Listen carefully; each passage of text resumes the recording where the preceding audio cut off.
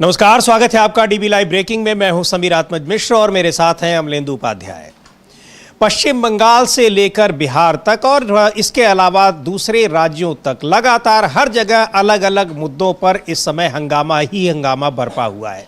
पश्चिम बंगाल में तो राजनीतिक हंगामा चल रहा है, लेकिन बिहार से लेकर और दूसरी जगहों पर देश के अन्य हिस्सों में छात्र सड़कों पर हैं। छात्रों राजनीतिक दलों के छात्र संगठन सड़कों पर हैं और सड़कों का पर उतरने का असर ये हो रहा है कि सरकार बैकफुट पर तो आई है, सीबीएसई के चेयरमैन को तो हटा दिया है, लेकिन यहां पर सरकार का ये कदम भी बताया जा रहा है कि तमाम दूसरे मुद्दों से ध्यान भटकाने के लिए किया गया है। लेकिन जो कुछ इस समय पश्चिम बंगाल में और बिहार में हो रहा है वो देखने लायक है। शिक्षा में कैसे यहाँ पर शिक्षा जो ऑनलाइन कोचिंग चलाने वालों के खिलाफ एक अभियान चल रहा है। अभियान तो अपनी जगह है, लेकिन खान सर के घर जो कोचिंग सेंटर है उसके बाहर पटना में गोलीबारी हो रही है। यहाँ पर गोली चलाई गई है। किसने गोली चलाई, क्यों चलाई, पुलिस अभी उसकी पड़ताल कर रही है। लेकिन ये विवाद अब इस स्तर तक पहुंच गया है कि वहाँ पर हिंसक होता चला जा रहा है।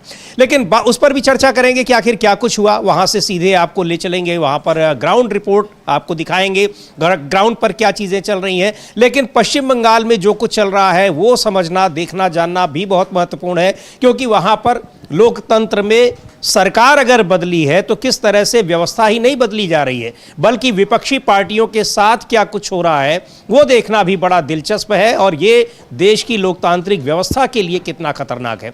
अब कोशिश ये हो रही है कि तृणमूल कांग्रेस को तोड़कर उसी तरीके से यहाँ अपने साथ कर लिया जाए, यानी ये कोशिश बीजेपी की तरफ से हो रही है, चूंकि वहाँ पर अब डबल इंजन की सरकार बन गई है, जिस तरह से महाराष्ट्र में शिवसेना को किया गया था।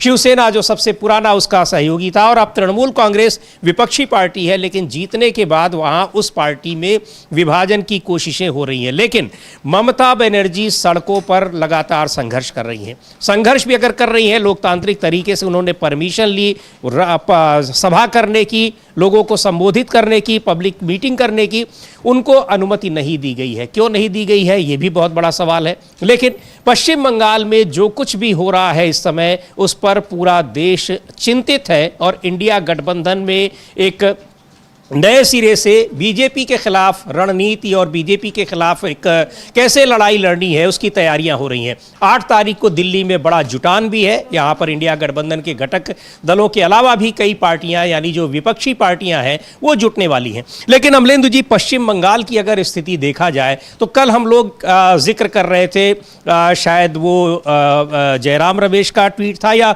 मनोज झा का था, कि 1 नेशन 1 इलेक्शन की बात कर रहे हैं। केवल बात वहीं तक नहीं है, 1 नेशन 1 पार्टी और 1 नेशन 1 सेट की भी बात है। यानी सारी चीजें, हाँ मनोज झा का ट्वीट था, सारी चीजें एक जगह केंद्रित हो और उसी के पास पूरा नियंत्रण हो, बाकी लोगों को केवल प्रसाद मिलता रहे। ये व्यवस्था देश में लाने की कोशिश की जा रही है। हाँ बिल्कुल समझिए, यही व्यवस्था देश में लाने की कोशिश की जा रही है। और मनोज झा ने बताइए कल ट्वीट किया था और इसको हम लोग इसको ट्वीट, हाँ एक बार फिर से इस ट्वीट को देख लेंगे। और ये यही प्रयास जो किया जा रहा है कि एक राष्ट्र, एक कानून, एक नेता और एक सेठ, एक पार्टी, एक सेठ और एक सेठ, हाँ, इसी पे सब चला जा रहा है। तो यानी अब आप विपक्ष को रहने भी नहीं देंगे, ये सामने में देखने में आ रहा है। तो मनोज झा का समीर जी, हम लोग जो ट्वीट था कल का वो देखते हैं। हालांकि वो दूसरे मामले में था, लेकिन जो महत्वपूर्ण है इसलिए कि वो एक सेठ बताए जाते हैं, उनको चुनौती दे रहे थे। वो तो लिखा उन्होंने कि जो उस घटना का जिक्र करते हुए जो आखिरी लाइन है हम वो बताते हैं, क्योंकि कल इसका जिक्र हो चुका है। एक राष्ट्र एक चुनाव की बहस के बाद यदि कोई नया नारा गढ़ना हो तो शायद कुछ लोग कहें एक राष्ट्र एक दल। और अगर आर्थिक शक्ति तथा राजनीतिक शक्ति का केंद्रीकरण इसी तरह से आगे बढ़ता रहा तो अगला चरण शायद बहुत जल्द होगा, एक राष्ट्र एक ही सेठ। और ये बात उन्होंने लिखी है। बाकी लंबा ट्वीट है जिसमें कल की घटना, यानी कैसे वेदांता ग्रुप को जो प्रमुख हैं उनके यहाँ ईडी सीबीआई की छापेमारी हो रही थी, इसलिए कि उन्होंने अडानी के कॉन्ट्रैक्ट लेते समय उनको चुनौती दी थी। बहरहाल इस समय जो कुछ पश्चिम बंगाल में और बिहार में हो रहा है बहुत ही खतरनाक है और कैसे यहाँ शिक्षा के साथ खिलवाड़ हो रहा है वो अपनी जगह है, लेकिन आवाज उठाने वालों के खिलाफ क्या कुछ हो रहा है ये सारी चीजें हैं। पश्चिम बंगाल की बात करते हैं, वहीं हम लोग बात कर भी रहे थे कि अब बिल्कुल महाराष्ट्र में शिवसेना की तरह तृणमूल कांग्रेस को तोड़ने की, बिखेरने की कोशिशें हो रही हैं। बिल्कुल समीर जी, यही कहा जा रहा है कि जो महाराष्ट्र में खेल हुआ था वो पश्चिम बंगाल में टीएमसी के साथ ये खेल करने की कोशिश हो रही है। और सूचना ये है, जो खबरें चल रही हैं, हालांकि उनकी कोई पुष्टि नहीं है, कि बड़ी संख्या में जो टीएमसी के विधायक हैं वो विद्रोह कर चुके हैं, इस तरीके की खबरें आ रही हैं। लेकिन जो अभी तक जो आया है सामने, उसमें ये आया है कि 15 से 20 विधायक जो हैं वो विधानसभा में पहुंचे हैं स्पीकर से मिलने के लिए। और ये दावा किया जा रहा है कि उनके साथ जो है वो 59 विधायक हैं, ये दावा किया है। लेकिन 59 विधायक कहाँ हैं, इसका कोई अता पता नहीं है। तो अगर एक विद्रोह हो भी रहा है तो अभी वो शायद 15 से 20 विधायकों के बीच में दिखाई पड़ता है। लेकिन जिस तरीके से कल 2 विधायकों को निष्कासित किया ममता बनर्जी ने, उसके बाद ये शायद दरार और चौड़ी होती हुई दिखाई पड़ रही है। अब देखना ये कि ममता बनर्जी ने कल कहा भी था कि आप हमारे सांसदों विधायकों को तोड़ सकते हैं, कुछ सांसदों विधायकों को, लेकिन आप सोचेंगे टीएमसी खत्म हो जाएगी, तो टीएमसी खत्म नहीं हो जाएगी। और उन्होंने एक चैलेंज जो दिया था, ये भी कहा था उन्होंने कि मैं गद्दारों को छोड़ूंगी नहीं। तो जो गद्दार ये कर रहे हैं जो इस समय, उसको लेकर, हालांकि कल जो उनका धरना था उसमें यह भी कहा गया कि विधायकों को परेशान किया गया, पुलिस ने उनको पकड़ लिया, जाने नहीं दिया। इसके बावजूद कुछ बड़े नेता जो थे, डेरेक ओब्रायन, कल्याण बनर्जी, ये सब तो धरने पर पहुंचे, लेकिन नए विधायक जो थे उनमें से अधिकांश धरने पर नहीं पहुंचे थे। तो चिंताएं होती बनी थी। कल ये लगने लगा था कि वो बड़ा खेल किया जा रहा है, लेकिन इतनी जल्दी खेल ये कर दिया जाएगा, इसको लेकर उठाया था कि शायद थोड़ी सी शर्म लिहाज जो है बीजेपी अपनी आंखों में रखेगी। लेकिन वो पूरी तरीके से निर्लज्जता जो है वो ओढ़ ली है बीजेपी ने। और चूंकि ये नए किस्म का अब न्यू इंडिया है और न्यू बीजेपी है और न्यू इलेक्शन कमीशन है, तो इसलिए सब कुछ नया नया है, तो निर्लज्जता भी जो है वो नई नई है। समीर जी, बिल्कुल, यहाँ पर क्या कुछ चल रहा है पश्चिम बंगाल में, वो देखना है कि कैसे तृणमूल कांग्रेस को अब तोड़ने की कोशिशें हो रही हैं। और वहां पर तृणमूल कांग्रेस के ही एक विधायक हैं मुस्तफिजुर रहमान, उनको भी हम सुनेंगे वो क्या कह रहे हैं। लेकिन जैसा बताया अमलेंदु जी ने कि वहां पर बाकायदा एक तोड़ने की व्यवस्था की जा रही है, यानी पार्टी को तोड़ने की। और ममता बनर्जी कल जब धरने पर भी बैठी थी वहां पर, उस समय भी उनके साथ पूरे विधायक नहीं थे, पार्टी के बड़े नेता जरूर दिखाई पड़ रहे थे। तो अब पहले विधायकों को, उसके बाद पार्टी को। और एक तरीके से जो लगातार तृणमूल कांग्रेस के तमाम नेता आरोप लगा रहे हैं अमलेंदु जी, कल्याण बनर्जी ने भी कहा, ममता बनर्जी भी कह रही हैं कि पार्टी के नेताओं को, विधायकों को धमकाया जा रहा है। और इसका जो एक उदाहरण देखा जाए तो जो रीपोलिंग जहां पर हुई थी फाल्टा में, वहां देखा गया कि वहां चुनाव से पहले ही वहां जो तृणमूल कांग्रेस के उम्मीदवार थे जहांगीर खान, उन्होंने अपना नाम वापस ले लिया। यानी ये सारी चीजें उसी समय से शुरू हो गई, पूरी तैयारी के साथ। बिल्कुल समीर जी, उसी समय शुरू हो गया था। और ये साफ समझ में आया था जब फाल्टा का चुनाव जो था वो स्थगित किया गया। ये कहा गया कि साहब अब बाद में इसका होगा, जब वोटिंग होने के बाद भी, कि सारे बूथों में फिर से उस पर होगा। उसी समय समझ में आ गया था कि बीजेपी क्या तैयारी कर चुकी है। तो ये समझ में आ जाना चाहिए था तैयारियां क्या थी। ज्ञानेश कुमार जी के भरोसे बीजेपी थी और वो काम उनका हो भी गया, इस तरीके से देखा जाए। लेकिन समीर जी, इसके बाद जो सब चल रहा है पश्चिम बंगाल में, वो काफ़ी खतरनाक संकेत जो हैं वो दे रहे हैं। पश्चिम बंगाल में एक तरीके से नया संघर्ष जो होता है वो दिखाई पड़ रहा है। अब इस संघर्ष में बीजेपी कितना आगे जाती है और तोड़ पाती है टीएमसी को, नहीं तोड़ पाती है, ये आने वाला समय बताएगा। लेकिन फिलहाल चूंकि स्पीकर उनका है, केंद्र में सरकार उनकी है, गवर्नर उनका है, तो अगर मान लीजिए पूरे विधायक नहीं भी होंगे तब भी एक गुट को मान्यता दी जा सकती है। क्योंकि अगर इनके खिलाफ जाएगा भी मामला कि भाई इन पे दल बदल का इस पर लागू किया जाए, तो उस पर फैसला तो देना है इसको स्पीकर को, विधानसभा अध्यक्ष को। तो विधानसभा नहीं महाराष्ट्र में अभी लटकाए रखेंगे, अभी लटकाए रखेंगे, अभी नहीं देंगे।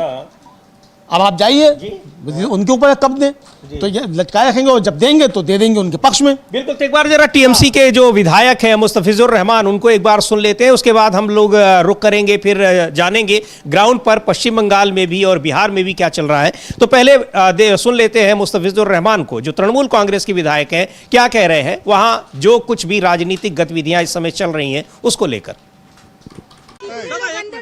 क्या स्टेप है ये बताएंगे थोड़ा? अभी मुझे एक सेकंड एग्जैक्ट फिगर कुछ पता नहीं है। आप जैसे पूछ रहे हैं, मैं भी बाहर से सुन रहा हूँ कि अंदर कुछ हो रहा है।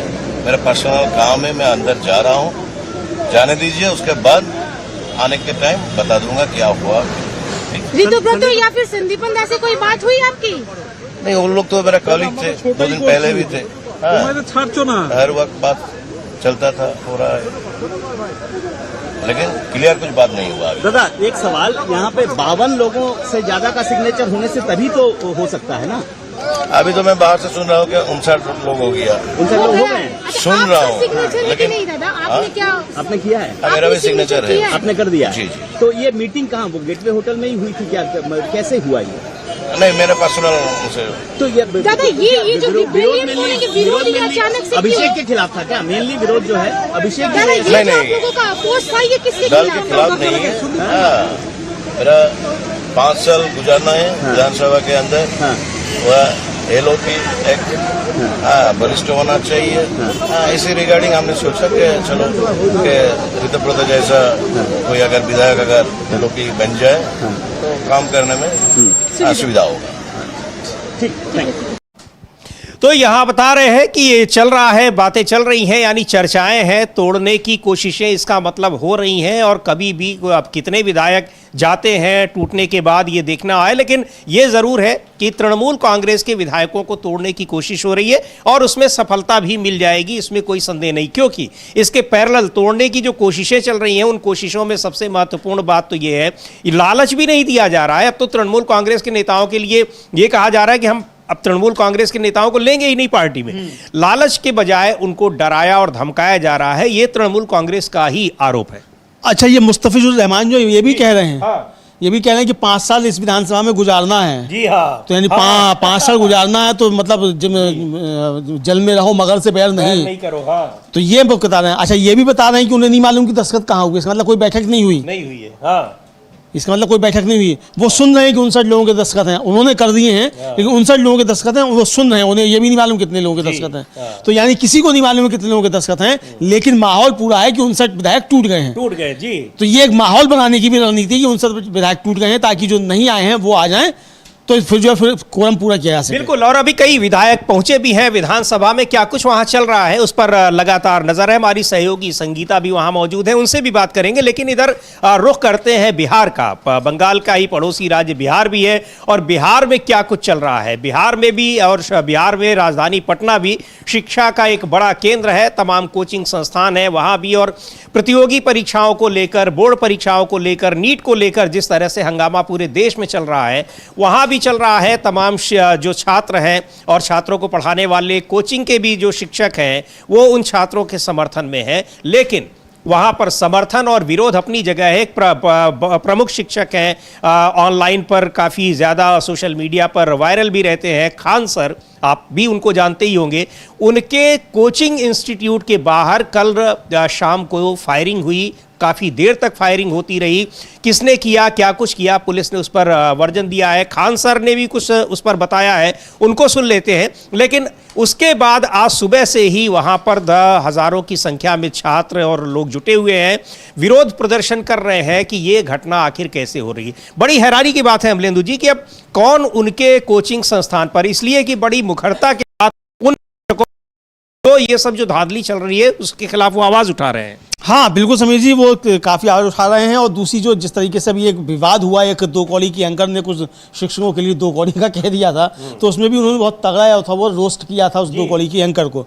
तो उसके बाद फिर इस तरीके से हमला होना, तो ये काफ़ी सारे सवाल खड़ा कर रहा है। हालांकि उनकी एक बाइट आई थी सुबह, और वो एक कोचिंग के ऊपर ही आरोप लगाया था कि दूसरा कोचिंग वाला है, उसने उसका इसमें हाथ है, उनका ये कहना था। लेकिन अब वो ताज़ा बयान क्या है वो भी हम लोग अभी सुनेंगे, उनकी बाइट है खान सर की। खान सर को सुन भी लेते हैं, और वहाँ हमारे साथी पंकज भी मौजूद हैं, उनसे भी बात करेंगे कि क्या कुछ वहां चल रहा है। पहले सुन लेते हैं खान सर ने उस घटना के बारे में क्या बताया और वहां पर अभी क्या स्थिति है उसको लेकर, उनको सुनते हैं। जैसे पुलिस की जांच आएगी हम लोग को भी पता चलेगा। हम लोग यहाँ कोई लड़ाई झगड़े के लिए तैयार होकर नहीं बैठता है कि क्या हुआ क्या नहीं। जो सबसे पहले इसी जगह जहाँ आप खड़े हैं, यहीं से गार्ड को घसीट के ले जाकर वहां मारा गया। गार्ड को इतना चोट लगा है कि अभी वो कुछ बताने की स्थिति में नहीं है। जैसे हम लोग के पास आएगा एग्जैक्ट चीजें बताने लगेंगे। हम लोग को भी आइडिया नहीं रहता, क्योंकि विद्यार्थी का एरिया है, यहाँ कई बार ऐसा होते रहता है, कभी क्रिकेट हुआ तो हो हंगामा होते रहता है। तो शुरुआती कुछ दौर में ऐसा लगा था कि शायद कोई क्रिकेट हो रहा है, लेकिन जब पता चलने लगा कि लड़ाई झगड़ा हो रहा है, तो मेन बच्चे को बचाने के लिए गार्ड था। और चूंकि 10 बजे यहाँ पर उस समय ज्यादातर लोग की ड्यूटी ऑफ हो जाती है, तो ज्यादातर लोग अभी हम नहीं बता सकते हैं, लेकिन स्थिति वो आई उस समय रात में इमरजेंसी और हम लोग को PMCH एडमिट कराना पड़ा था। अभी देखते हैं स्थिति कैसी होती है, लेकिन सबसे पहली प्राथमिकता उस गार्ड की जान के लिए। अब पता नहीं वो गार्ड को मारा क्या वो निशाना था, वो तो गार्ड सामने मिल गया, लेकिन निशाना कुछ भी हो सकता था यहाँ पे, लेकिन बहुत बेरहमी से मारा गया। आप लोग अगर जांच की स्थिति देखिएगा तो आप लोग खुद देखिए, हम लोग की कोशिश यही रहती है कि गरीब से गरीब बच्चे को पढ़ाया जाए, जब तक अंतिम पीढ़ी तक को हम लोग को शिक्षा पहुंचानी है। तो इसमें कुछ लोग बाधा बनते हैं और हमें प्रशासन से पूरा भरोसा है। और जिस तरह से माननीय मुख्यमंत्री जी का यहाँ पर पुलिस प्रशासन ने अपना सजगता दिखाया, रात भर हमको लगता है 2 बजे तक पुलिस के आला अफसर यहाँ थे, चाहे वो एसएसपी साहब हो, एसपी साहब, डीएसपी साहब, एसएचओ, हमारे थाना के अगल बगल के थाना जितने हैं सारे अफसर लोग यहाँ 2 बजे तक थे। उसके बाद भी यहाँ पर पुलिस लाइन से। तो ये खान सर है, इनके इंस्टीट्यूट के बाहर वहाँ हमला हुआ, गोलीबारी हुई, क्यों हुई, क्या कुछ हुआ, और अभी वहाँ पर बड़ी संख्या में छात्र जुटे हुए हैं और लोग जुटे हैं। हमारे साथी पंकज यहाँ मौजूद हैं उसी जगह पर। जी पंकज, कार्यक्रम में बहुत बहुत स्वागत है आपका। और क्या कुछ अभी चल रहा है वहाँ? सुबह से ही जो तमाम खान सर के स्टूडेंट हैं वो वहाँ पर विरोध कर रहे हैं, प्रदर्शन कर रहे हैं। एक्चुअली हुआ क्या है? अभी तक की जानकारी जो मिली है, पुलिस का क्या कहना है और आपको वहां के लोगों ने क्या कुछ बताया है? कल रात में यहाँ से गोली चली थी, उसके बाद आज तक पुलिस अपने बच्चे शांति बनाए रखे। हम पे कोई हमला नहीं हुआ, गोली नहीं चली, लेकिन खान सर किस दबाव में बोल रहे हैं, या प्रशासनिक दबाव है या फिर ऊपर को किसी दबाव में आकर के बोल रहे हैं, वो खुद कह रहे हैं कि मेरे ऊपर दबाव नहीं है। जो कि सीसीटीवी फुटेज भी आया है, वहाँ हमला हुआ है, गोली भी चली है, उनके जो गार्ड थे उन पे भी हमला हुआ, वो की इजाजत है। और लेकिन हमारे साथ कुछ लोग जुड़े हुए हैं यहाँ के स्थानीय है, उनसे हम जानने की कोशिश कर रहे हैं। सर आखिर बात क्या हुई थी यहाँ पर, मामला क्या हुआ था, सर बताइए। देखिए, मामले के वक्त कोई था नहीं है ना, पार्टी वगैरह चल रहा था, तो यहाँ पर मतलब खान सर के ऊपर गोली, किसी खान सर को गोली मार देना, खान सर तक घुस के जाना, ये करीब कोई बड़ी गैंग का ही कारनामा हो सकता है। कोई छोटी मोटी बात है कि खान सर तक पहुंच जाए, लेकिन खान सर खुद से कह रहे हैं कि हमारे ऊपर कोई हमला नहीं है। खान सर पर हमला हुआ ही नहीं है, सच बात यह है। लेकिन इंस्टीट्यूशन में डिस्टर्बेंस करने का, पैनिक करने की कोशिश की गई, उनको हड़काने या दबाने का कोशिश किया। इसमें कई पहलू काम कर रहे हैं। एक तो बढ़ते ग्राफ के कारण, दूसरी बात हाल में अंजना ओम कश्यप ने जो बयान दिया, उसके अंदर देश की मीडिया में एक भूचाल सा आ गया, आरोप प्रत्यारोप चला। तो अंजना ओम कश्यप के साथ कौन लोग? अंजना ओम कश्यप के साथ देश की तमाम पूरी मीडिया के लोग हैं जो कहीं नहीं ब्लैक एंड व्हाइट करने में लगे हुए हैं। किसी के कलर को ब्लैक करना चाहते हैं, किसी को व्हाइट करना चाहते हैं। तो ये जिम्मेदारी बने, उसी समय इस तरह का घटना होना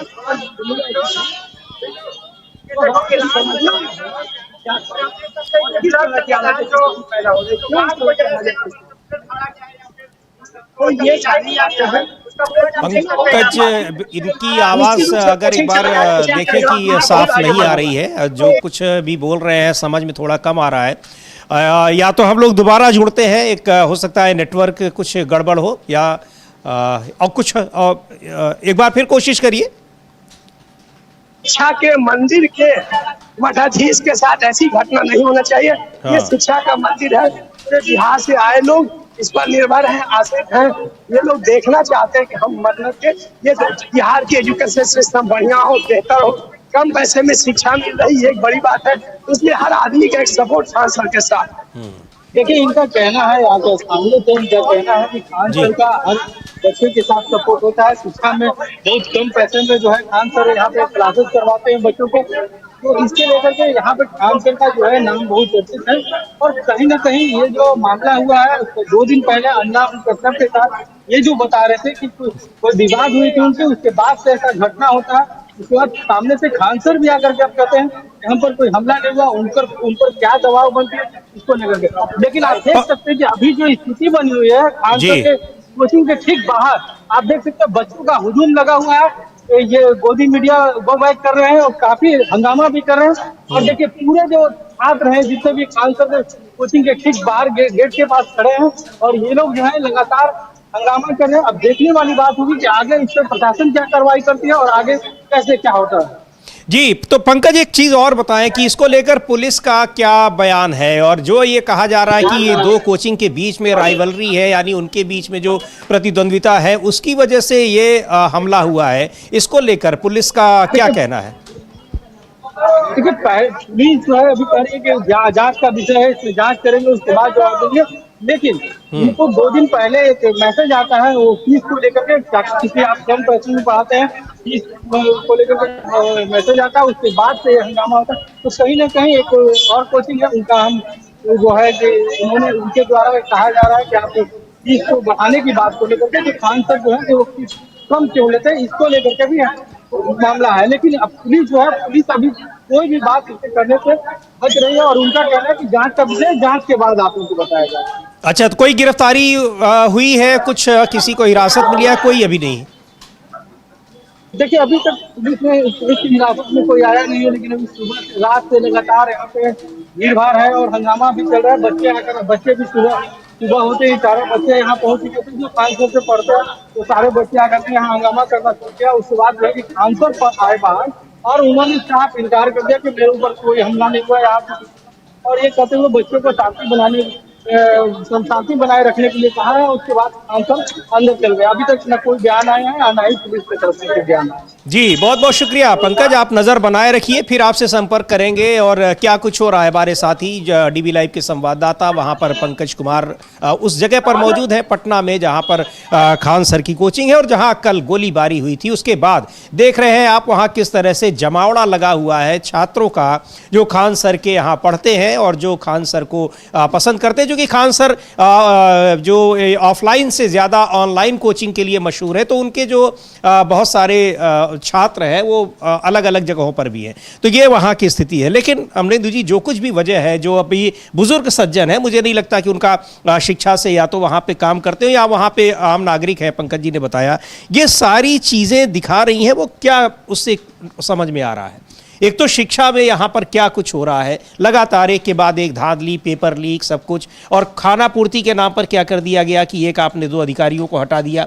उन अधिकारियों को हटाने से उस विभाग में और वो जो धांधली हुई थी, क्या कुछ उससे सही हो जाएगा? उनको दूसरे विभाग में आपने भेज दिया है, यहाँ तो उनको जो करना था कर लिया उन्होंने, कोई उनको सजा तो दी नहीं गई। एक तो समीर जी, अब जो बातें चल रही हैं उनमें एक बात ये भी चल रही है कि चूंकि सीबीएसई के मामले में और नीट के मामले में शिक्षा मंत्री धर्मेंद्र प्रधान बुरी तरीके से फंस चुके हैं और उनके लगातार इस्तीफे की मांग हो रही है। इधर जिस तरीके से एंकर ने 2 कौड़ी का शब्द इस्तेमाल किया, उसको लेकर काफ़ी ज़्यादा गुस्सा देखने को मिला है। एक आम नागरिक जो है वो उस एंकर का बाकायदा नाम लेकर आरोप तमाम तरीके के लगा रहे हैं। हम ये नहीं कहते कि उस एंकर की वजह से हुआ या उस एंकर ने कराया है, क्या किया, इतनी हैसियत भी नहीं होगी कि वो इतना कुछ करा सकें। लेकिन इसके पीछे जो दूसरी बात चल रही है वो ये चल रही है समीर जी कि चूंकि सरकार बुरी तरीके से घिरी हुई है, सीबीएसई के चेयरमैन को हटा तो दिया है, लेकिन इसके बावजूद अब ये कहा जा रहा है कि सरकार ने स्वीकार कर लिया एक तरीके से कि सीबीएसई के मामले में घपला हुआ और आप हटाने का मतलब यही है। तो अगर आपने सीबीएसई के अध्यक्ष को, चेयरमैन को हटा दिया, तो शिक्षा मंत्री को आपने क्यों नहीं हटाया? तो इससे ध्यान हटाया जा सके तो एक नया मोर्चा ये खान सर के उस पर हमला कराकर ये खोला गया है, ताकि अब जो है जो शिक्षक जो हैं वो अब इस पर लग जाएं और अपनी सुरक्षा की चिंता करने लगे कि अब इस तरीके से कोचिंगों पे हमले होंगे। तो ये एक माहौल बनाने की कोशिश की जाए। इसमें समीर जी, अब उस 2 कौड़ी की एंकर जो उसने तो शब्द इस्तेमाल किया था, शायद कोचिंग माफिया या क्या इस तरीके का, या एक पैनलिस्ट वहां बैठा हुआ था जो पहले गोदी मीडिया जिसे कहा जाता है उसमें एंकर था, तो उसने इस्तेमाल किया कोचिंग माफिया। लेकिन ये कोचिंग माफिया हो या ना हो, लेकिन ये शिक्षा माफिया जो हैं वो जरूर इन घटनाओं के पीछे दिखाई पड़ रहे हैं, पेपर लीक हो या कुछ भी लीक हो उसके पीछे। तो उनको बचाने का काम जो है ये मीडिया मिलकर सरकार के साथ कर रहा है, इस तरीके के आरोप भी लग रहे हैं। तो हो सकता है कि उसकी परिणति भी इस तरीके से सामने आई हो, ये भी चर्चाएं चल रही हैं। हम ये नहीं कह सकते ये सही है, ये गलत है। हालांकि कल रात में जब ये हमले की खबर आई थी, उस समय जो था वो साफ तौर पर खान सर का कहना था कि 10 राउंड गोली चली है। लेकिन अब ये क्या दबाव है क्या नहीं कि सुबह वो उनका बयान उससे पलट जाता है। वो कह भी रहे थे, हमारे साथी पंकज कह रहे थे कि कल उन्होंने ये बयान दिया था बाकायदा उस घटना के बारे में, चूंकि रहे होंगे मौजूद या फिर उनके वहां पर जो लोग होंगे उन्होंने बताया होगा। अब सवेरे उनका बयान बिल्कुल उलट था। निश्चित तौर पर ये जो दबाव है और कोचिंग के शिक्षकों पर पड़ रहा होगा कि वो इन छात्रों के समर्थन में ना आए, क्योंकि आप देखिए 3 कोचिंग इंस्टीट्यूट्स को सील कर दिया प्रयागराज में। कल उनमें से एक हमारे न्यूज़ पॉइंट में बैठे भी थे, विवेक बता रहे थे कि क्या कुछ हो रहा है। तो दबाव तो निश्चित तौर पर होगा ही और है, ये इसमें कोई दो राय नहीं है अगर इस तरह से बयान। लेकिन जो चीज़ें छात्रों का ये जो हुजूम है, छात्रों का ये जो जमावड़ा है, उनका विरोध है, इसको आप कब तक बर्दाश्त करेंगे? और ये सबके समझ में आ गया है कि जो 2 अधिकारियों को हटाया जाना, हो सकता है आपने उनको पुरस्कार ही दिया हो कि अब उन्होंने जो कुछ किया होगा, क्योंकि बड़े अधिकारी जो कुछ किए होंगे वो बिना मंत्री की अनुमति के या बिना उनको कॉन्फिडेंस में लिए हुए, ये तो सवाल ही नहीं उठता है। और सीधे सीधे ये आरोप जो लग रहे हैं वो लग रहे हैं शिक्षा मंत्री पर, उनके इस्तीफे की मांग हो रही है, लेकिन उनको बचाने के लिए किया गया है। राहुल गांधी ने भी कल यही बात कही थी जब यह 2 अफसरों को हटाया गया। लेकिन कांग्रेस की प्रवक्ता है सुप्रिया श्रीने, तो उनको सुनते हैं क्या कुछ कहा है उन्होंने। ये जो सरकार ने बड़ी कार्रवाई, एक तरह से कहा जा रहा है कोट अनकोट बड़ी कार्रवाई, ये कौन सी कार्रवाई होती है? उनको आपने उस पद से हटाकर ट्रांसफर कर दिया, ये मतलब कार्रवाई है या फिर आपने रूटीन ट्रांसफर है या फिर आपने उनको बचाने की कोशिश की है और पूरे मामले पर पर्दा डालने की कोशिश की? हाँ समीर जी, सुप्रिया श्रीनेत का नहीं बल्कि विनोद जाखड़ जो उसके एनएसयूआई के अध्यक्ष हैं, उनका बयान है और उनका साफ तौर पर कहना है कि ये जो आपने हटाया सीबीएसई के चेयरमैन को, इसका मतलब सरकार ने मान लिया कि आप उसमें गड़बड़ियां हुई हैं और ये एनएसयूआई की एक बड़ी जीत है। मतलब विपक्ष जो उनकी मांग कर रहा था कि इसकी जांच हो, उसकी एक बड़ी जीत है, ये उनका विनोद जाखड़ का कहना है। सुन लेते हैं विनोद जाखड़ को, चूंकि एनएसयूआई के वो अध्यक्ष हैं और यूथ कांग्रेस एनएसयूआई ये अलग अलग जगहों पर, अलग अलग शहरों में लगातार सड़कों पर है, प्रदर्शन कर रहा है। एनएसयूआई के अध्यक्ष हैं विनोद जाखड़, उनको सुन लेते हैं। उसके अलावा जो यूथ कांग्रेस के अध्यक्ष हैं उदय भान शिव, ये दोनों नेताओं के नेतृत्व में यूथ, ये जो इससे कांग्रेस पार्टी के छात्र संगठन और युवा है वो जगह जगह प्रदर्शन कर रहे हैं उन छात्रों के समर्थन में जो इन परीक्षाओं में हुई धांधली के पीड़ित हैं। पहले सुन लेते हैं विनोद जाखड़ को, क्या कह रहे हैं वो। साथियों नमस्कार। साथियों, जिस तरीके से सीबीएसई का जो छात्रों के साथ अन्याय हुआ, उनको बहुत सारी परेशानियों का सामना करना पड़ा, घोटाला सामने आया, आज सरकार ने उनको वास्तविकता में मान लिया है। एनएसयूआई के लिए बड़ी जीत है। एनएसयूआई सड़कों पे रही, आंदोलन किया और नेता प्रतिपक्ष राहुल गांधी जी पहले दिन से ही सीबीएसई के छात्र छात्राओं की आवाज उठा रहे थे। आज सरकार ने सीबीएसई के अध्यक्ष और सचिव दोनों का तबादला कर दिया है। इससे एक चीज समझ में आती है कि सीबीएसई और सरकार दोनों पूरी तरीके से जो है नाकाम थे। एनएसयूआई सीबीएसई के छात्रों के साथ में खड़ी है, उनके लिए संघर्ष करती रहेगी, चाहे कोर्ट जाना पड़े, चाहे संसद तक हमें लड़ना पड़े, चाहे सड़कों पे संघर्ष करना पड़े, हम सीबीएसई के छात्रों के साथ में हैं। धन्यवाद, नमस्कार। तो यहाँ पर सीबीएसई के छात्रों के साथ हैं, चाहे जो संघर्ष करना पड़े हम साथ संघर्ष कर रहे हैं। और यहाँ ट्रांसफ़र कर दिया गया और ऐसा दिखाने की कोशिश हो रही है।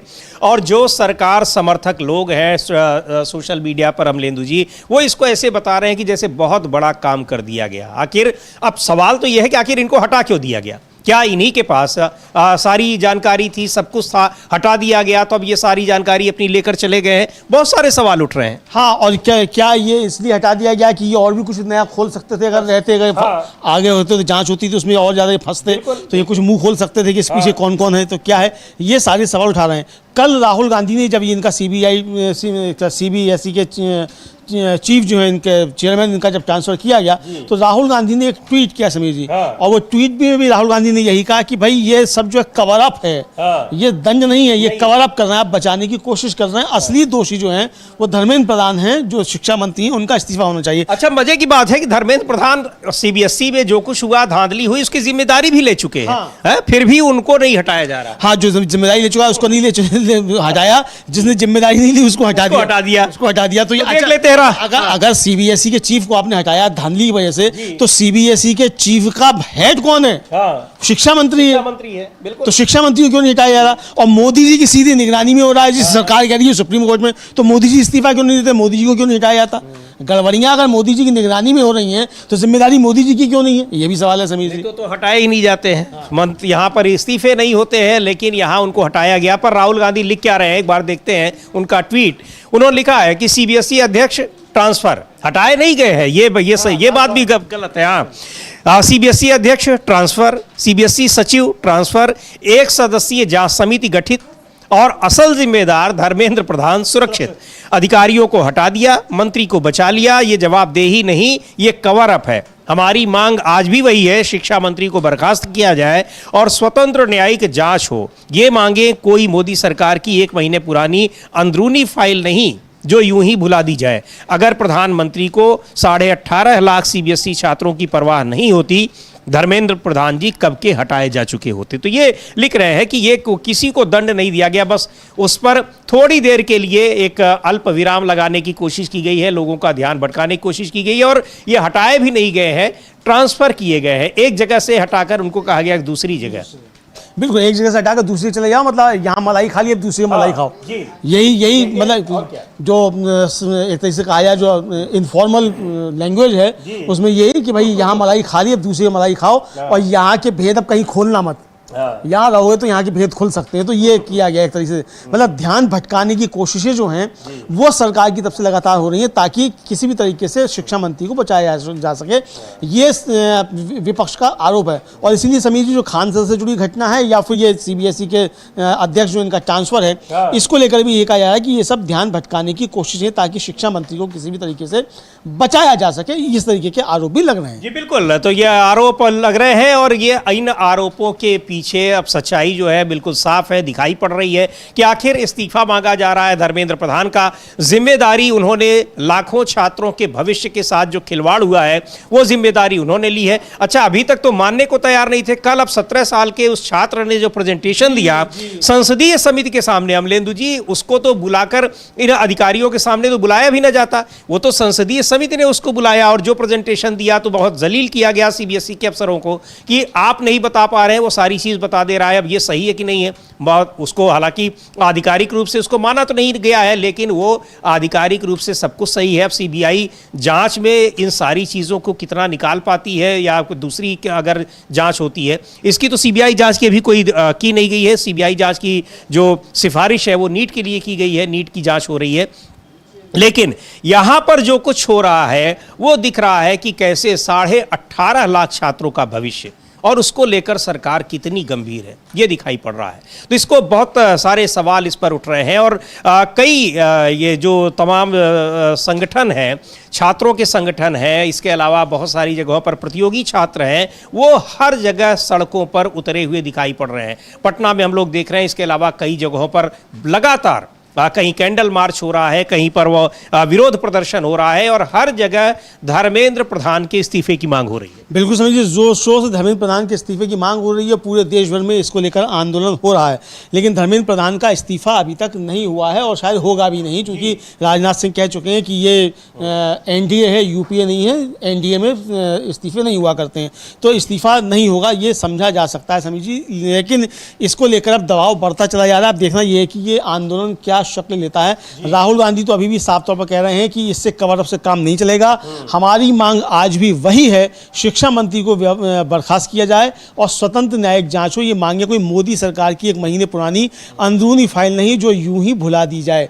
यानी विपक्ष और खासतौर से राहुल गांधी जो हैं इसको यूं ही भुला नहीं देंगे, धर्मेंद्र प्रधान का इस्तीफा लेकर रहेंगे। ये वो एक तरीके से अपना दृढ़ निश्चय व्यक्त कर रहे हैं। लेकिन अब देखना यह है कि इस्तीफा होता है कि समीर जी नहीं होता। बिल्कुल इस्तीफा होता है कि नहीं, जो जिसको सबसे बड़ा जिम्मेदार बताया जा रहा है, जिसने खुद भी अपनी जिम्मेदारी स्वीकार की है, उनका इस्तीफा होता है या नहीं। लेकिन उस इस्तीफे की मांग को लेकर छात्र सड़कों पर उतरे हुए दिखाई पड़ रहे हैं। बहरहाल इधर एक बार फिर रुख करते हैं पश्चिम बंगाल का कि वहां पर हो क्या रहा है और पश्चिम बंगाल में किस तरीके से अब नई सरकार जो बीजेपी की बनी है वो वहां से विपक्ष को पूरी तरह से खत्म कर देना चाहती है। यानी तृणमूल कांग्रेस के विधायकों को तोड़कर वो अपने पाले में लाने या फिर उनको एक दूसरा उस 2 धड़ों में विभाजित करने की कोशिश कर रही है। क्या कुछ वहां पर हो रहा है, हमारी सहयोगी है संवाददाता संगीता इस समय कोलकाता में है, चलते हैं सीधे उनके पास, जानने की कोशिश करते हैं कि क्या हो रहा है। संगीता, आप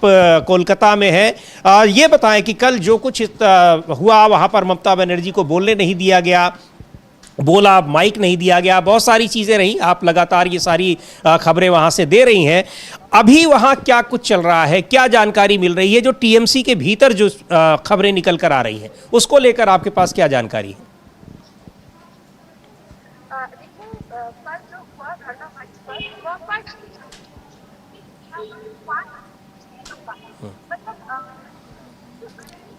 संगीता, आपकी आवाज आपकी हम तक नहीं पहुंच पा रही है। एक बार फिर से आप जुड़ने की कोशिश करिए, हम सुन नहीं पा रहे हैं। अगर अभी हाँ, ठीक है साउंड? जी बिल्कुल अब ठीक है। हाँ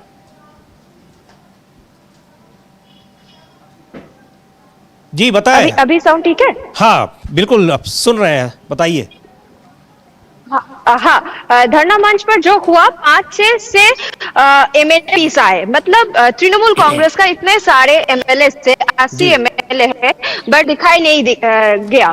बट आज सुबह में जो हुआ, मतलब ऋतुव्रत बंदोपाध्याय और संदीपन शाह जिसको मतलब हटा दिया गया, ममता बनर्जी ने हटाया गया टीएमसी से, उन लोगों ने मिलकर नया तृणमूल बनाया और संदीपन शाह और ऋतुव्रत बंदोपाध्याय के साथ और 58 एमएलए से, मतलब टोटल 60 एमएलए अभी नया टीएमसी है पश्चिम बंगाल में और मेन ऑपोजिशन लीडर है ऋतुव्रत बंदोपाध्याय। तो ममता बनर्जी के पास सिर्फ 22 एमएलए से। तो पश्चिम बंगाल में ये जो ऑपोजिशन टीम था, मतलब सीएम शुभेंदु अधिकारी के जो ऑपोजिशन टीम था टीएमसी, वो अभी दो दलों पर है। एक है नया टीएमसी और है ओल्ड टीएमसी, जहां पर ओल्ड टीएमसी पे है ममता बनर्जी, अभिषेक बनर्जी और नया टीएमसी पे है ऋतुव्रत बनर्जी और संदीपन शाह। जी, तो ये रिपु दमन बनर्जी, संदीपन शाह, इनको निकाल दिया गया। अब इन्होंने कहा, इनका ये दावा है कि वो तृणमूल कांग्रेस को तोड़ चुके हैं। तो क्या है इनके अलावा, जो अगर ये दावा कर रहे हैं कि इनके पास 60 विधायक हैं, उन 60 में कुछ प्रमुख नाम है ऐसा जो खुलकर उनके इस दावे का समर्थन कर रहे हैं? वो बता रहे हैं कि हाँ, हम भी इनके साथ दिखाई पड़ रहे हैं। देखिए, अभी तक तो संदीपन शाह, ऋतुव्रत बनर्जी के अलावा और कोई मीडिया के सामने बात नहीं की है। बट ये जो 58 एमएलए है, ये सभी डिस्ट्रिक्ट से है, मतलब मुर्शिदाबाद, मालदा, हावड़ा इन जिलों से है। मतलब कोलकाता से जो लोग है, कुणाल घोष, नयना बंदोपाध्याय, फिराद हकीम, जो हेवीवेट्स नेम है, ये अभी तक ममता बनर्जी के साथ ही है, ममता बनर्जी के पास ही है। बट जो लोग पूरा पश्चिम बंगाल से है, जो डिस्ट्रिक्ट से है, उन लोग ऋतुव्रत बनर्जी और संदीपन शाह के साथ है। और विधानसभा से कुछ समय पहले ही खबर आया कि ऋतुव्रत बंदोपाध्याय को ऑपोजिशन लीडर डिक्लेयर किया गया है, क्योंकि उन लोगों के पास, ऋतुव्रत बंदोपाध्याय और संदीपन शाह के पास 58 एमएलए से, मतलब पूरा देखा जाए तो 2/3 एमएलए अभी तक ममता बनर्जी के पास नहीं है। पूरा 2/3 मेजोरिटी ऋतुव्रत बंदोपाध्याय और संदीपन शाह के पास ही है।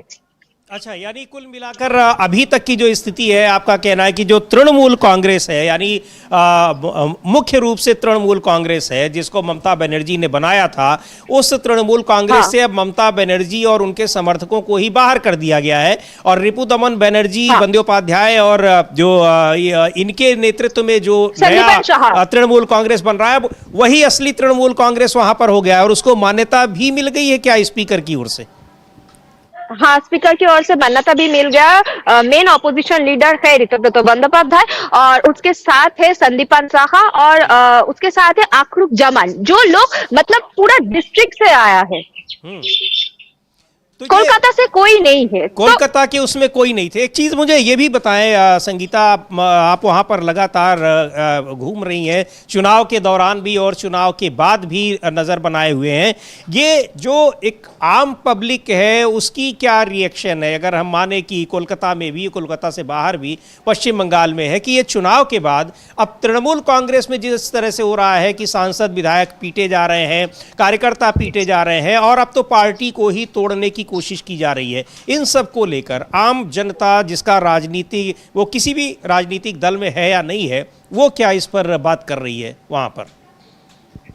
देखिए, हम लोग जानते हैं 1998 में टीएमसी आया था पश्चिम बंगाल में ममता बनर्जी के साथ। तो मतलब तब जो कार्यकर्ता थे, मतलब उन लोगों को कोई एमएलए टिकट नहीं चाहिए था, एमपी टिकट नहीं चाहिए था, काउंसिलर नहीं बनना था, उनका एज अभी 82 है, उन लोग अभी ममता बनर्जी के साथ है, ममता बनर्जी के पास है। बट ये जो नया तृणमूल है, जिन लोग, मतलब ये जो देखिए ऋतुव्रत बंदोपाध्याय, ये है लेफ्ट फ्रंट से, सीपीएम से आया है ऋतुव्रत बंदोपाध्याय। तो मतलब जो दूसरी दल से ये टीएमसी पे आया है, ये 2021 के बाद मतलब 2016 के बाद जो आए हैं बाहर से, उन लोग ही है नया तृणमूल कांग्रेस। तो मतलब जो 1998 से है, 1995 से है ममता बनर्जी के साथ, वो अभी भी ममता बनर्जी के साथ है, अभी भी ममता बनर्जी के पास है। मतलब ममता बनर्जी को लेकर किसी के पास कोई शिकायत नहीं है, सिर्फ अभिषेक बनर्जी को लेकर शिकायत है, क्योंकि बहुत सारा ऐसा काम हो रहा है जो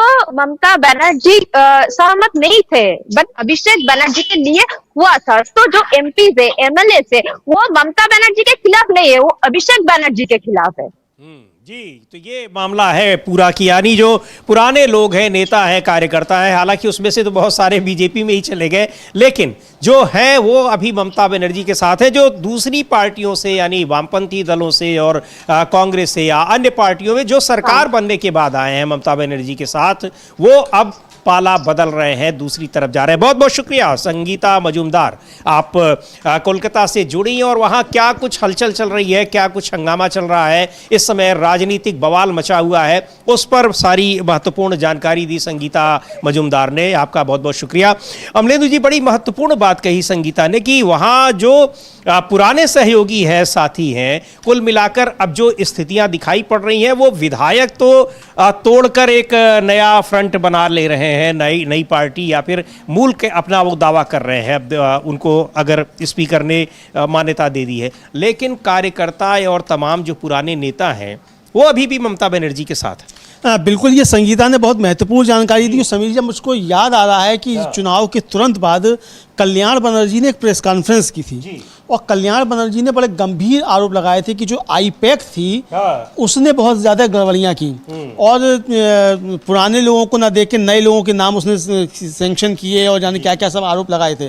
यानी आईपैक ने डबल गेम खेला, आईपैक मोदी के लिए काम कर रहा था, ये एक तरीके से उन्होंने आरोप लगाए। अब यही देखने में आ रहा है कि जो मतलब जहाँ जहाँ आईपैक जाता है तो वहाँ यही ये खेल तो समीर जी पिछले 2021 के चुनाव में भी हो सकता था और वहाँ भी उस समय कोशिश की गई थी, वो तो उस समय खेल हो नहीं पाया 2021 में, चूंकि वो प्रशांत किशोर की एक जो थी वो फ़ोन कॉल जो थी वो एकदम से वायरल हो गई थी काफ़ी ज़्यादा। उसके बाद फिर वो बैकफुट पर आ गए थे, वरना उसी समय ये खेल हो जाता। तो इसका मतलब बहुत खतरनाक खेल जो है वो आईपैक ने किया, जिसको बचाने के लिए ममता बनर्जी आईपैक के दफ्तर तक पहुंच गई थी ईडी की रेड के दौरान। तो यानी एक तरीके से आईपैक ने बहुत पीठ में छुरा भोगने वाला काम किया, ये कल्याण बनर्जी का एक तरीके से आरोप था उस समय।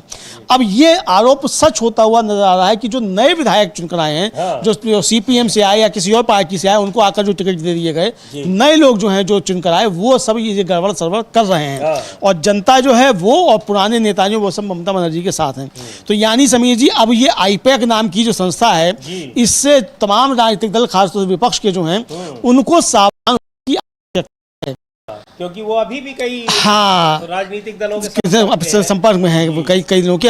अभी सुना जा रहा उत्तर प्रदेश में अखिलेश यादव के साथ, अब पता नहीं अखिलेश यादव का क्या मामला है आईपैक के साथ, क्या नहीं है। हालांकि आपको याद होगा समीर जी, इससे पहले भी आईपैक ने जो था उत्तर प्रदेश में काम किया था अखिलेश यादव के लिए 2017 में और उसने कांग्रेस के लिए किया था। हाँ, दोनों मिलकर, और फिर वो एक जगह लाके खड़ा कर दिया था। 27 साल और क्या यूपी बेहाल और खाट पर चर्चा जो थी शुरू की थी, खाट पर चर्चा, कांग्रेस की भी खाट खड़ी करवा दी और अखिलेश यादव की भी खाट खड़ी करवा दी। तो ये काम प्रशांत किशोर ने किया था। तो ये वो करते रहते हैं विपक्षी दलों के साथ जाकर। कैप्टन अमरिंदर सिंह के पास पहुंच गए, कांग्रेस का भट्टा बैठ गया, ये भी देखने में आया। तो इस तरीके के काम करते रहते हैं, तो बहुत सतर्क होने की आवश्यकता है। लेकिन कैप्टन अमरिंदर का आपने नाम लिया तो कल से वो भी थोड़ा सा चर्चा में है और बड़े दुखी हैं, बड़े भावुक हो गए कि भाई कांग्रेस पार्टी के नेता राहुल गांधी तो अभी भी हमारा हाल ले रहे हैं, बीजेपी वाले तो हम बीजेपी में शामिल भी हो गए लेकिन पूछ ही नहीं रहे हैं कि हम कहाँ हैं। हाँ, तो ये पन्ना प्रमुख बना देना चाहिए कैप्टन साहब को भी। वो भी नहीं बना रहे। हाँ, वो भी नहीं बना रहे हैं, तो ये तो दिक्कत है। हाँ, बना दिया भैया बगुणा को, वो तो पन्ना प्रमुख बन गए थे, तो उन्होंने बहुत खुशी के साथ बताया था कि पन्ना प्रमुख बना दिया गया बीजेपी ने। फोटो हाँ, अब तो कैप्टन साहब को पन्ना प्रमुख बना दे, ये किया जाए। लेकिन समीर जी, कल ममता बनर्जी ने जिस तरीके से एक तरीके से चेतावनी, चुनौती दी है और ममता बनर्जी ने कल ही कहा कि मैं गद्दारों को छोड़ूंगी नहीं, तो अब देखिए यह टूट फूट फूट जो होती है वो तो देखा जाएगा कैसी टूट फूट होती है, तो क्या संघर्ष है वो होगा। तो इतना सीपीएम के नेता को भी सुन रहे थे, वो कह रहे थे, पी संतोष कुमार सीपीआई कुमार को कह रहे थे कि वहां पर हो रहा है, बहुत सारी चीजें हैं और निश्चित तौर पर सरकार में आई है बीजेपी तो उसके वो चाह भी रही है इस तरह से, लेकिन खत्म होने वाली पार्टी नहीं है, कमजोर करने की कोशिश भले हो रही है। बहरहाल या देखते हैं ममता बनर्जी ने कल वहां पर जो हमले हो रहे हैं तृणमूल कांग्रेस के नेताओं पर, उनके कार्यकर्ताओं पर, उसको लेकर उन्होंने एक मीटिंग करने की परमिशन ली थी, नहीं दी गई और वहां पर जुटी बाद में परमिशन भी मिली लेकिन उनको माइक से बोलने की इजाजत नहीं दी गई। एक बार देखते हैं कैसे उन्होंने इतने बड़ी संख्या में लोगों को संबोधित किया है और क्या कुछ कहा है ममता बनर्जी ने।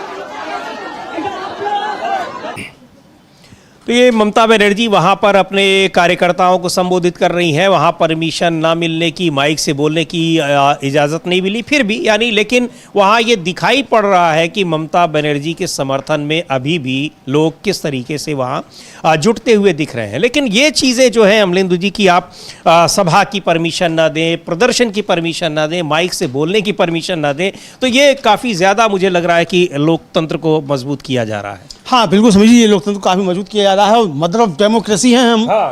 बताना है मोदी जी को मदर ऑफ डेमोक्रेसी। इस डेमोक्रेसी में एक ही मतलब सारी चीजें एक होनी चाहिए। हाँ सारी चीजें होनी चाहिए, एक पार्टी, एक नेता, एक सरकार, एक कानून, एक हाँ बाकी रहे डेमोक्रेसी।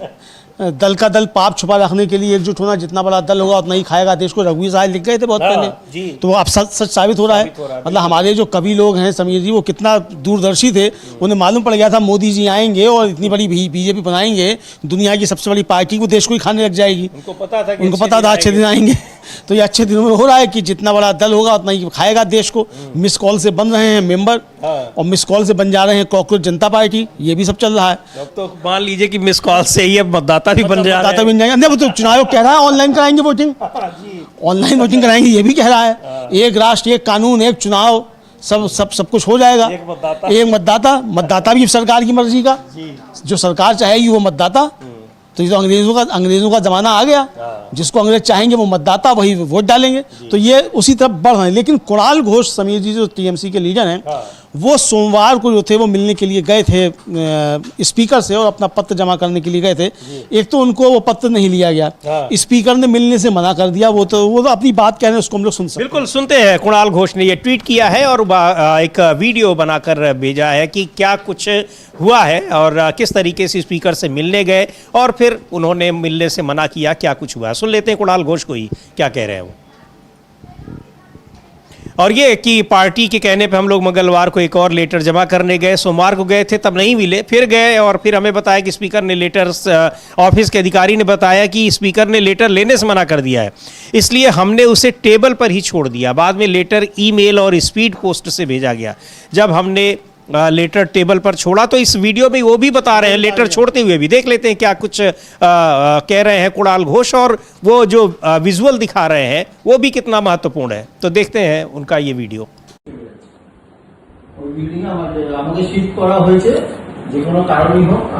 নমস্কার, কুণাল ঘোষ এবং অসীমা পাত্র দুই বিধায়ক বিধানসভা এসেছি মাননীয় স্পিকারের কাছে এই চিঠিটি জমা দিতে। আমরা এখন রয়েছি স্পিকারের সচিবালয়ের ঘরে এবং স্পিকার সাহেব তাদের মৌখিক একটা নির্দেশ দিয়েছেন, কোনো চিঠি জমা দেওয়া চলবে না, কারণ গতকাল একটা চিঠি জমা দেওয়া হয়েছে এবং যিনি সচিব বাবলুবাবু তিনি কিন্তু খুব নিয়মমাফিক কোঅপারেট করেছেন, একদম নিয়মমাফিক কোঅপারেট করেছেন। তারপরে স্পিকার সাহেব বলে দিয়েছেন কোনো চিঠি নেওয়া যাবে না। এটা কোনো কথা। तो सोमवार को गए, स्पीकर से मिलने से मना कर दिया, मंगलवार को लेटर लेकर गए तो अफसर बोल दिए कि आपका लेटर वो लेंगे ही नहीं।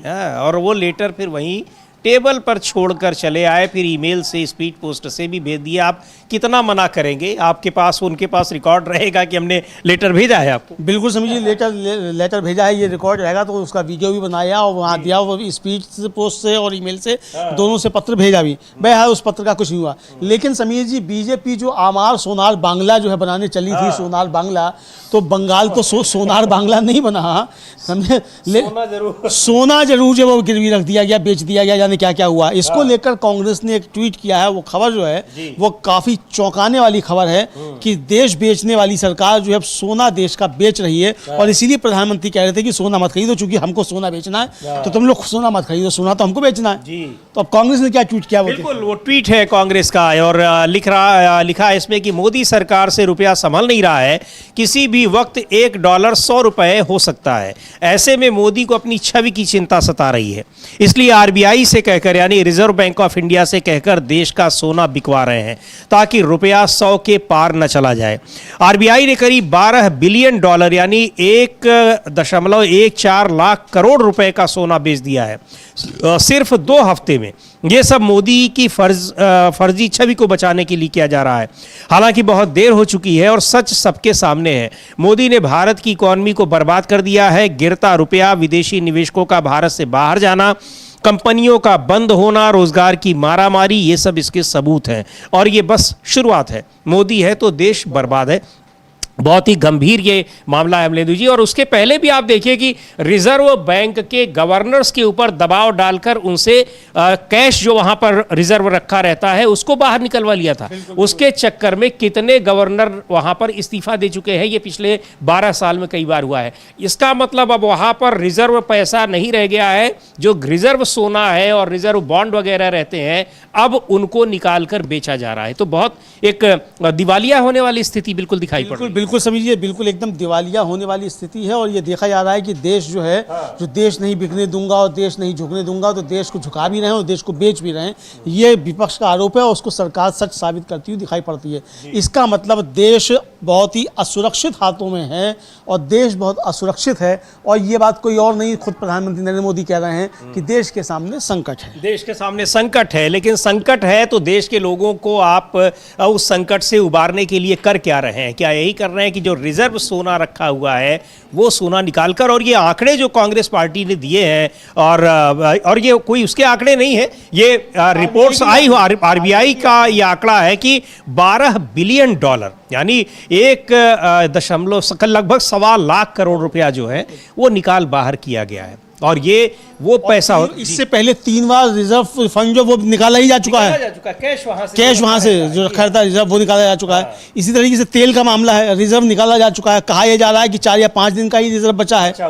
और जो कल से ईरान में शुरू हुआ समीर जी, जिस तरीके से अमेरिका के बेस पे ईरान ने हमला किया और ईरान पे अमेरिका ने हमला कर दिया, तो लगता है ये जंग फिर शुरू होने जा रही है। अब फिर से शुरू हो गई तो और ज़्यादा गंभीर संकट खड़ा हो जाएगा। अभी तो ओवर नहीं पाए थे, तो अगर 4-5 दिन का ही रिजर्व बचा हुआ है और ईरान में ये सब नई इशू हुई। 4 बजे हम लोग इस पर भी चर्चा करेंगे, ईरान में क्या चल रहा है, वहाँ की परिस्थितियाँ क्या हैं और जंग वहाँ किस तरीके से नए से शुरू हो रही है, उस पर भी चर्चा करेंगे 4 बजे। आंचल हमारी सहयोगी हैं, वो आएंगी कार्यक्रम लेकर, उसमें भी तो वहाँ की ईरान की भी हम लोग बताएंगे, चूँकि हम लोग देश विदेश की सारी खबरें अपने दर्शकों को बिल्कुल रियल टाइम में पहुँचाते हैं, तो ये भी देखना होगा। लेकिन समीर, इसके खतरे जो हैं देश के सामने आ रहे हैं और देश बहुत असुरक्षित हाथों में है, ये बात अब सामने आती है। बिल्कुल बिल्कुल। और यहाँ पर बंगाल से लेकर बिहार तक में राजनीतिक बवाल और छात्रों का एक जो विरोध है वो दिखाई पड़ रहा है। लेकिन सबसे बड़ा बवाल तो ये दिख रहा है कि अर्थव्यवस्था कंगाल हो रही है, देश की आर्थिक हालत कहाँ जा रही है। 1.25 लाख करोड़ रुपए का सोना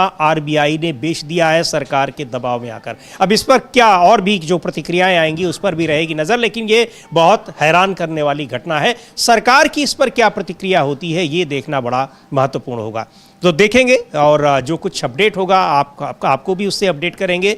इस कार्यक्रम को अब यहीं समाप्त करते हैं। मुझे और अमलेंदु उपाध्याय को दीजिए अनुमति। नमस्कार।